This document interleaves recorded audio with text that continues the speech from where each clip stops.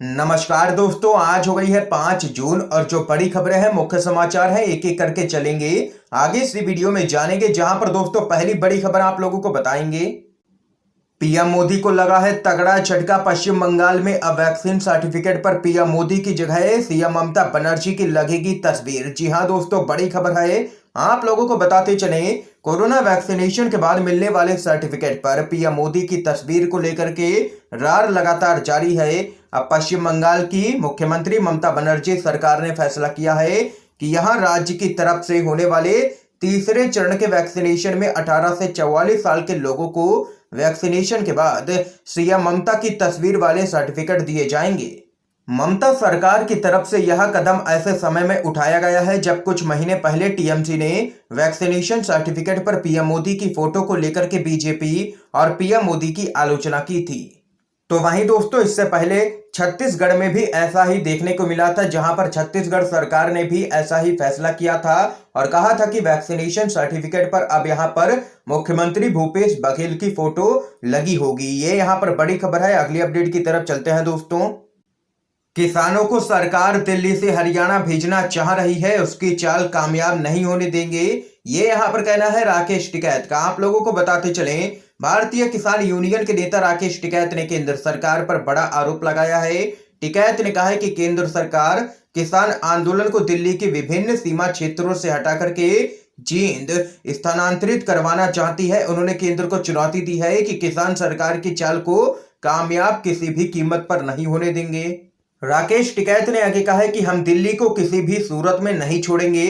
तो वहीं उन्होंने हाल ही में उत्तर प्रदेश में हुए पंचायत के चुनाव में भाजपा के द्वारा कम सीटें जीतने की ओर ध्यान दिलवाते हुए कहा है कि यह पार्टी यानी कि बीजेपी 2022 के विधानसभा चुनाव में भी करारी हार का सामना करेगी, क्योंकि राज्य सरकार ने कोई भी काम नहीं किया है यूपी के अंदर। ये यहाँ पर दो टूक कहना है राकेश टिकैत का। एक और बड़ी खबर आप लोगों को बताते चले। भाजपा के नेता बोले, अगर महंगाई लग रही है तो खाना पीना छोड़ दो, पेट्रोल डीजल मत लो। आप लोगों को बताते चले, देश में बीते साल आई कोरोना महामारी की वजह से मध्यम और गरीब तबके के लिए और भी कई परेशानियां बढ़ गई हैं। दरअसल भारत में बीते साल से ही बेरोजगारी बढ़ने के कारण गरीबी का स्तर बढ़ता ही चला जा रहा है। हर रोज केंद्र सरकार के द्वारा पेट्रोल डीजल के दामों में बढ़ोतरी किए जाने से देश में महंगाई की मार भी लगातार पड़ रही है आम जनता पर। तो वहीं एक तरफ से बीमारी तो दूसरी तरफ से महंगाई ने हर तबके पर बुरा प्रभाव डाला है, भले ही वह मजदूर हो या फिर छोटा व्यापारी।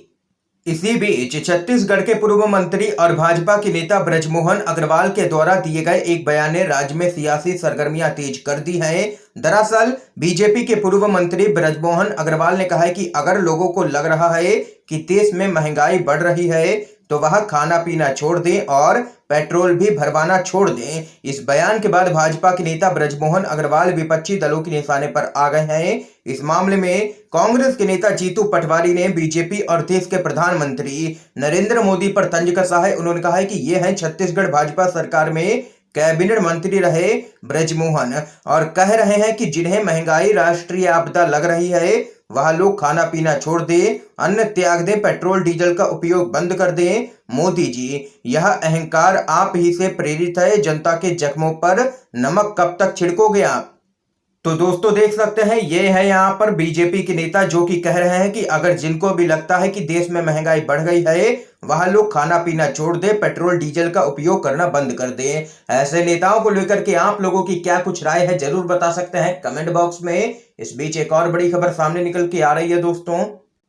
बिहार में बैक फुट पर आई है बीजेपी। नीतीश कुमार के खिलाफ मोर्चा खोलने वाले एमएलसी को किया है निलंबित, आरजेडी में हो सकते हैं शामिल।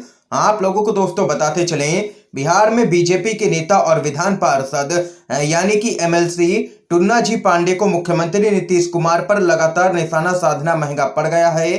बीजेपी ने एमएलसी पांडे को निलंबित कर दिया है। पार्टी ने उन्हें यहां पर कारण बताओ नोटिस जारी किया था, जिसको लेकर के यहां पर उन्होंने जवाब दिया और कहा कि उन्होंने जो भी बयान दिया है वो बिल्कुल ही सही था। दरअसल दोस्तों आप लोगों को बताते चले, टुन्ना जी पांडे ने कहा था कि जनता ने मुख्यमंत्री नीतीश कुमार को नहीं बल्कि तेजस्वी यादव को चुना था, लेकिन यहां पर सरकारी तंत्र का दुरुपयोग करके नीतीश कुमार सत्ता में आए, जिसका यहां पर उनको खामियाजा भुगतना पड़ा है। और अब बीजेपी ने उनको यहां पर निलंबित कर दिया है। एक और बड़ी खबर जान लेते हैं दोस्तों। शिवसेना ने फिर उठाए हैं पीएम केयर्स फंड पर सवाल। कहा है 35,000 करोड़ का हिसाब दे मोदी सरकार। भले ही देश में कोरोना संक्रमण की दूसरी लहर की गति कुछ धीमी पड़नी शुरू हो चुकी है, लेकिन अभी भी भारत के कई राज्यों में कोरोना संक्रमण के मामले बड़ी तादाद में सामने निकल के आ रहे हैं। ऐसे में कोरोना वैक्सीन की किल्लत का मामला भी तूल पकड़ता ही जा रहा है। दरअसल कोरोना वैक्सीन की किल्लत के मामले में मोदी सरकार पर विपक्षी दलों के द्वारा पहले से ही सवाल खड़े किए जा रहे थे। अब सुप्रीम कोर्ट के सवाल जवाब के बाद यह मामला और भी गर्मा गया है। आप लोगों को बताते चलें, महाराष्ट्र की सबसे बड़ी पार्टी शिवसेना ने कोरोना वैक्सीन को लेकर के मोदी सरकार की कार्यप्रणाली पर निशाना साधा है। शिवसेना ने कहा है कि कोरोना वैक्सीन भले ही बाजार में आ चुकी है, लेकिन हमारे देश में टीकाकरण को लेकर के दुर्दशा हो रही है। अमेरिका और इजराइल में टीकाकरण हो चुका है, यह देश अब मास्क मुक्त हो चुके हैं, लेकिन भारत में सिर्फ टीकाकरण को बड़े स्तर पर चलाने के दावे ही किए जा रहे हैं। शिवसेना का कहना है कि भारत में जिस रफ्तार से टीकाकरण हो रहा है, उसी हिसाब से देश की पूरी जनता को टीकाकरण करते करते साल 2025 यहां पर शुरू हो जाएगा। शिवसेना का दावा है कि मोदी सरकार की कोरोना टीकाकरण नीति पूरी तरीके से फेल है। शिवसेना ने सवाल किया है कि 18 से 44 साल के लोगों के लिए फ्री में टीकाकरण करने पर मोदी सरकार ने 35,000 करोड़ रुपए में से अब तक कितने खर्च किए हैं, इसका हिसाब देना चाहिए। ये यहाँ पर दोस्तों देख सकते हैं कि लगातार पीएम केयर्स फंड पर सवाल खड़े हो रहे हैं, और जो यहाँ पर मोदी सरकार को सुप्रीम कोर्ट और हाई कोर्ट ने निशाने पर लिया है, उसको लेकर के भी शिवसेना ने घेरा है केंद्र में बैठी मोदी सरकार को। एक और बड़ी खबर जान लेते हैं। नीति आयोग की रैंकिंग में केरल अव्वल है, जहां पर बीजेपी को 0 सीटें मिली हैं। बिहार 65 है, जहां पर 40 में 39 सीटें मिली हैं। आप लोगों को बताते चलें, बिहार देश का ऐसा राज्य है जहां के मुख्यमंत्री नीतीश कुमार लगातार सुशासन की बात करते हैं। केंद्र सरकार के थिंक टैंक माने जाने वाले नीति आयोग की रिपोर्ट के अनुसार बिहार एक बार फिर से फिसड्डी साबित हुआ है। नीति आयोग के सतत विकास लक्ष्य भारत सूचकांक 2020-21 में बिहार का सबसे खराब प्रदर्शन को लेकर के राष्ट्रीय जनता दल के नेताओं ने बिहार के मुख्यमंत्री नीतीश कुमार पर तंज कसते हुए उन पर जोरदार हमला बोला है। आरजेडी के प्रमुख लालू प्रसाद यादव ने अपने आधिकारिक ट्विटर हैंडल से एक मीडिया रिपोर्ट को टैग करते हुए ट्वीट कर तंज कसते हुए लिखा, बधाई हो, आखिरकार 16 वर्षों की बिहार नाशक मेहनत से बिहार को नीचे से टॉप करा ही दिया है। तो वहीं दूसरी तरफ आरजेडी के नेता और बिहार में नेता प्रतिपक्ष तेजस्वी यादव ने भी इस आंकड़े के सार्वजनिक होने के बाद मुख्यमंत्री नीतीश कुमार पर जोरदार हमला बोला है। तेजस्वी यादव ने कहा है कि नीतीश कुमार जी की यहां पर पूरी तरीके से पोल पट्टी खुल चुकी है और बिहार रिपोर्ट में सबसे फिसड्डी प्रदर्शन करने वाला राज्य रहा है और निचले पायदान पर आया है, जिसके कारण यहां पर नीतीश सरकार की लगातार फजीयत हो रही है देश भर में। इस बीच एक और बड़ी खबर आप लोगों को बताते चलें। सिंधिया पर भाजपा में एक बार फिर से घमासान। पार्टी के विधायक ने लगाया है वसूली का आरोप, कांग्रेस ने कसा है तंज। आप लोगों को बताते चलें, मध्य प्रदेश में इन दिनों सोशल मीडिया पर एक वीडियो तेजी से वायरल हो रहा है, जिसकी वजह से राज्य में सियासी भूचाल मच गया है। इस वीडियो में टीकमगढ़ जिले से भाजपा के विधायक राकेश गिरी प्रभारी मंत्रियों के सामने एक शख्स पर राज्यसभा सांसद सिंधिया के नाम पर वसूली करने का आरोप लगा रहे हैं। भाजपा के विधायक ने आरोप लगाते हुए कहा है कि विकास यादव नाम का एक व्यक्ति सिंधिया के नाम पर चंदा वसूली कर रहा है। तो वहीं इस पूरे मामले पर मध्य प्रदेश कांग्रेस ने कहा है कि ज्योतिरादित्य सिंधिया के नाम से वसूली हो रही है। ये यहां पर कहना है राकेश गिरी, जो कि बीजेपी के विधायक हैं। और वहीं तंज कसते हुए कांग्रेस ने कहा है कि सिंधिया जी, ये सम्मान कुछ ज्यादा ही नहीं हो गया क्या। ये यहां पर दोस्तों देख सकते हैं, मध्य प्रदेश से बड़ी खबर सामने निकल के आई है। सिंधिया पर भाजपा में घमासान मचा हुआ है। एक और बड़ी खबर जान लेते हैं।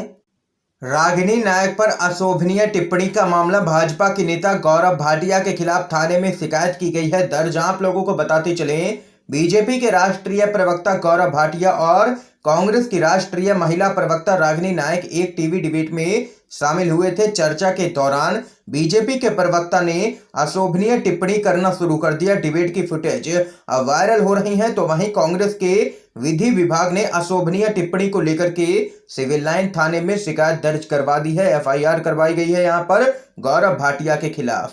दरअसल दोस्तों आप लोगों को बताते चलें, भाजपा के प्रवक्ता गौरव भाटिया वैक्सीन के मुद्दे पर जब जवाब नहीं दे पाए और वे झल्ला कर गाली गलौज करने लगे, तो वहीं कांग्रेस की रागिनी नायक को गंदी गंदी गाली देने लगे। बीजेपी के प्रवक्ता रागिनी नायक को भ्रष्टाचारी बताते हुए गालियां दी गई हैं। यही नहीं, कांग्रेस के बड़े नेताओं को भी गाली दी गई है यहां पर गौरव भाटिया की तरफ से, जिसके बाद उनके खिलाफ यहां पर रायपुर में एक एफआईआर दर्ज की गई है और बढ़ सकती हैं उनकी मुश्किलें। एक और बड़ी खबर आप लोगों को बताते चलें, राहुल गांधी बोले डॉक्टरों को कोरोना के साथ साथ बीजेपी सरकार की बेरुखी से भी सुरक्षा की जरूरत है। आप लोगों को बताते चलें, कर्नाटक में एक डॉक्टर की भीड़ के द्वारा बेरहमी से पिटाई किए जाने के कुछ दिनों के बाद कांग्रेस के नेता राहुल गांधी ने कहा है कि डॉक्टरों को न केवल कोविड-19 से सुरक्षा की जरूरत है, बल्कि बीजेपी सरकार की बेरुखी से भी सुरक्षा की बहुत जरूरत है।